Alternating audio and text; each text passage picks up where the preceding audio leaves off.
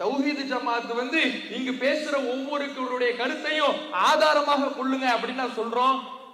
நாங்க பேசுகிற கருத்துக்களை எல்லாம் ஒரு புக்கா எழுதி இத நீங்க என்ன பண்ணுங்க, இந்த பக்கத்துல இதற்கான ஆதாரம் இருக்குதுன்னு சொல்றோம். இங்க எதை முன்வைக்கிறோம்? குர்ஆன் வசனத்தை முன்வைக்கிறோம், ஹதீஸ்களை முன்வைக்கிறோம். அந்த குர்ஆன் வசனமும் ஹதீஸும் சொல்லுகின்ற முடிவுகளை முன்வைக்கிறோம். இதில் ஒரு மாற்று கருத்து கொள்ளுகிறார் என்றால் அது அவருடைய உரிமை. மாற்று கருத்துக்கு அப்பாற்பட்ட கருத்தை இந்த தௌஹீது ஜமாத்தில் நாங்கள் சொல்லுகிறோம் என்று முன்வைக்கவே இல்லை. இது மனிதர்களால் ஆன ஜமாத். இந்த மனிதர்களால் ஆன ஜமாத்துல குர்ஆனை நாங்கள் முன்வைக்கிறோம், ஹதீஸை முன்வைக்கிறோம்.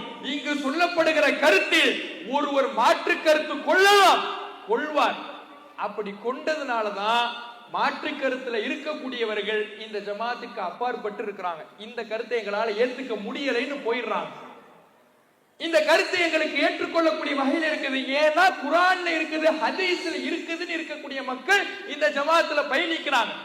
அப்ப மாற்று கருத்து கொள்ளக்கூடாதுன்னு சொல்லவே இல்லை. ஒருவருக்கு தௌஹீது ஜமாத் காட்டக்கூடிய ஆதாரத்துல, குர்ஆன் வசனத்துல, ஹதீஸ்ல மாற்று கருத்து இருக்கு, ஏற்றுக்கொள்ள முடியல அப்படின்னா இந்த ஜமாத்தின் அடையாளத்தை சட்டையை கழட்டுற மாதிரி கழட்டி போட்டுட்டு அவர் போய்கிட்டே இருப்பார்.